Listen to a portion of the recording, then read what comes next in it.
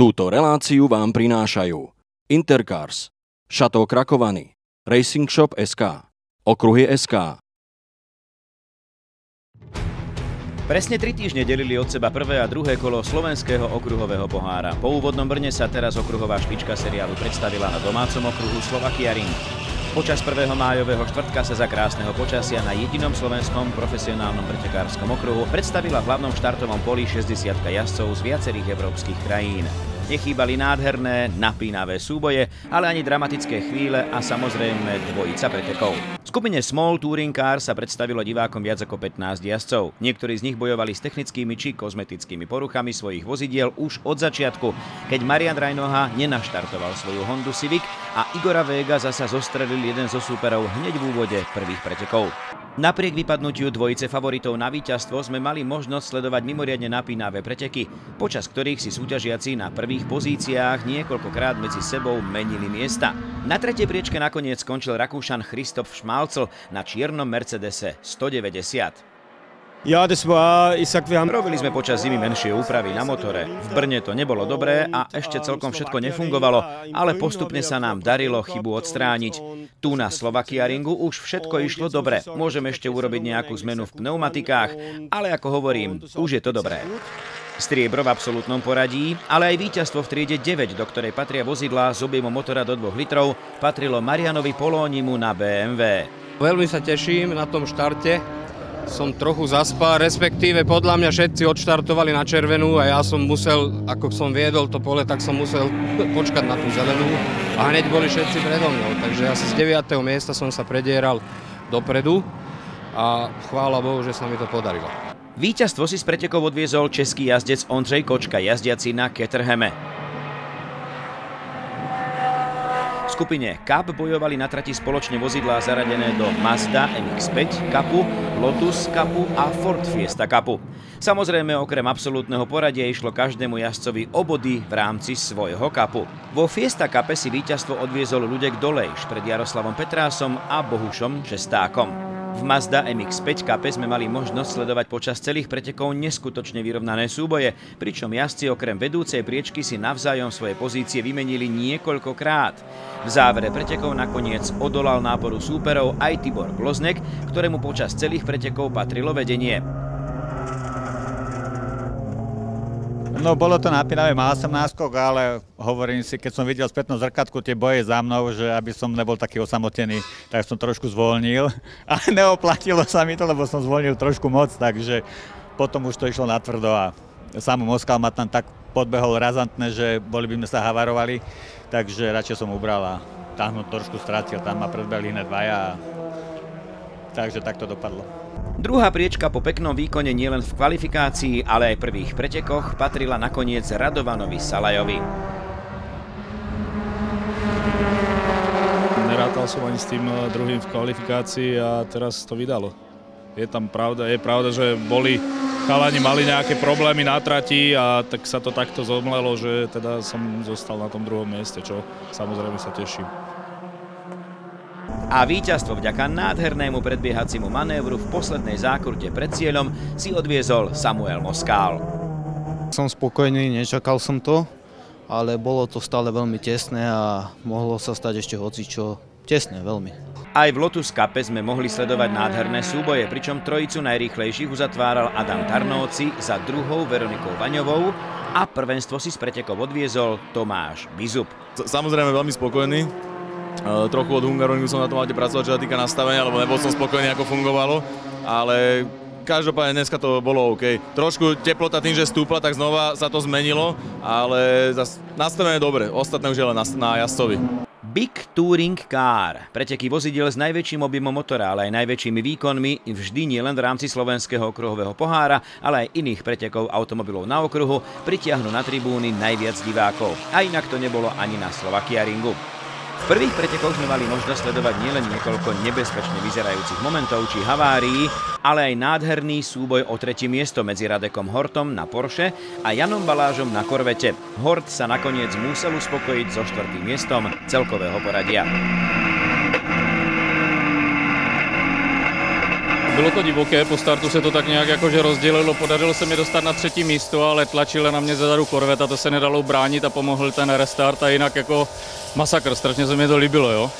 Sú spocený až na kalhotech. Bronz z prvých pretekov skupiny BTC si tak odviezol Jan Baláš. Druhé miesto absolútneho poradia, ale aj víťazstvo v triede 8, kam patria vozidlá z objemom motora do 3,5 litra, vybojoval Jiří Procházka. Pro mě to byl fantastický závod. Myslím si, že porovnání s konkurencí, která jezdí v mistráku, dopadla nad očekávání. Jo, ten rozdíl tam byl poměrně velký a dojet vteřinu za Z4, to je sen, to je neskutečný. A víťazstvo patrilo mladému českému jazdcovi Marcelovi Balážovi, ktorý si práve na Slovakia Ringu premiérovo vyskúšal BMW Z4 GT3. Vůbec jsem na to nemyslel ani, protože teďka s tím autem jedu poprvé jsem na tomhletom okruhu, takže jsem se s tím seznamoval, ale dopadlo to dobře docela, takže spokojenost. Po poludňajšej prestávke, ako sme si už v rámci slovenského okruhového pohára zvykli, čakala na všetkých súťažiacich najskôr kvalifikácia a po nej druhé preteky. V STCčkách teraz patrilo 3. miesto českému jazdcovi BMW Tomášovi Zabloudilovi a o stupienok pred ním, ale navyše aj s víťazstvom v triede, skončil opäť Slovák Marian Polóni. Rovnako ako prvé preteky skupiny STC, aj druhé vyhral Čech Ondřej Kočka na Caterhame. Povedlo se, i když guma už je teda na prach, to už se mi slíkla, takže být ještě 2 kola, bylo by to zajímavější, ale držel jsem si to první místo, viděl jsem, že za mnou je malá ta rovinka, takže mám ještě trochu času, můžu trošku zvolnit a šlo to. Dneska se teda dařilo krásně, počasí auto jelo neskutečné. Ford Fiesta Cup aj v druhých pretekoch dopadol úplne rovnako ako v prvých, čiže prvý bol Dolejš pred Petrášom a Šestákom. Mazda MX-5 Cup priniesla opäť vyvrcholenie až v závere pretekov. Aj teraz patrila 3. priečka Tiborovi Gloznekovi, druhá víťazovi prvých pretekov Samuelovi Moskálovi a z víťazstva sa nakoniec tešil Lukáš Koník. Ja som každopádne veľmi spokojný, lebo štartoval som až zo 6. miesta. Podaril sa mi štart, tam som išiel, myslím, na 2. alebo 3. miesto a vlastne sme bojovali až do posledného kola a všetko sa rozhodlo v poslednej zátačke. No, boli neskutočné súboje s Tiborom. Radosť jazdiť, radosť, úplne perfektné. V Lotusoch sa druhé preteky skončili rovnako ako prvé, čiže víťazstvo si odviezol Bizub pred Vaňovou a Tarnócim. Poriadny diel napätia priniesli druhé preteky skupiny BTC, keď hneď po štarte z boja pre dramaticky vyzerajúcu haváriu, vďaka ktorej vypadlo hneď niekoľko pretekárov, ich vozidlá ostali stáť rozhádzané v okolí ešte pred prvou zákrutou. Ostatne pozrite si celú situáciu spoločne s nami z pohľadu niekoľkých kamier.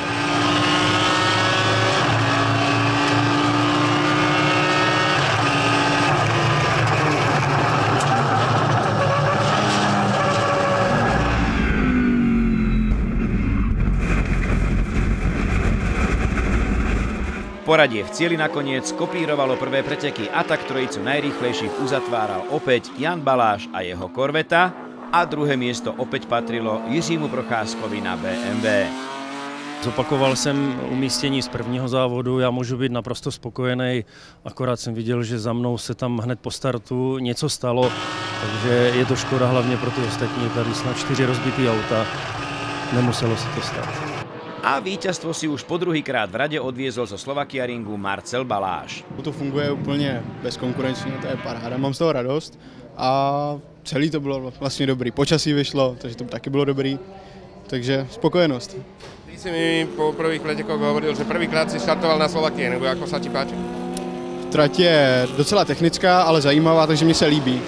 O tom, že slovenský okruhový pohár má stúpajúcu tendenciu, svedčí aj fakt, že mu podporu vyjadril aj predseda okruhovej komisie Slovenskej asociácie motoristického športu, reprezentant Slovenska v pretekoch automobilov na okruhu Miroslav Konúbka. Vždy sme hovorili o tom, aj práve sme sa o tom bavili aj so Štofim Rosinom, že proste posúcime aj trošku týmto smerom, k týmto malým pretekom a tento slovenský okruhový pohár sa perfektne rozbehol, tento MX Cup je záujem, je tu viacej aut, tak sme radi, jedno autíčko sme postavili aj my a verím, že to bude pribúdať a že tých mladých jazdcov bude tiež pribúdať. A na záver skonštatujme už len to, že druhé kolo tohtoročného seriálu Slovenský okruhový pohár sa dosť líšilo od všetkých, ktoré sme až doteraz mali možnosť sledovať. Dnes sme spokojní hlavne s počasím, ktoré sa nám vydarilo, nakoľko ráno to tak nevyzeralo. Trošku menej spokojní sme dneska ako keby so správaním jazdcov, nakoľko dneska sme mali mnoho incidentov a niektoré neboli nutné. So slovenským okruhovým pohárom sa opäť stretneme až o 2 mesiace, v mesiaci júl, keď sa všetci súťažiaci presunú na maďarský okruh Pannonia Ring. My vás samozrejme opäť budeme informovať. Zatiaľ dovidenia. Túto reláciu vám prinášajú Intercars, Chateau Krakovany, Racing Shop SK, Okruhy SK,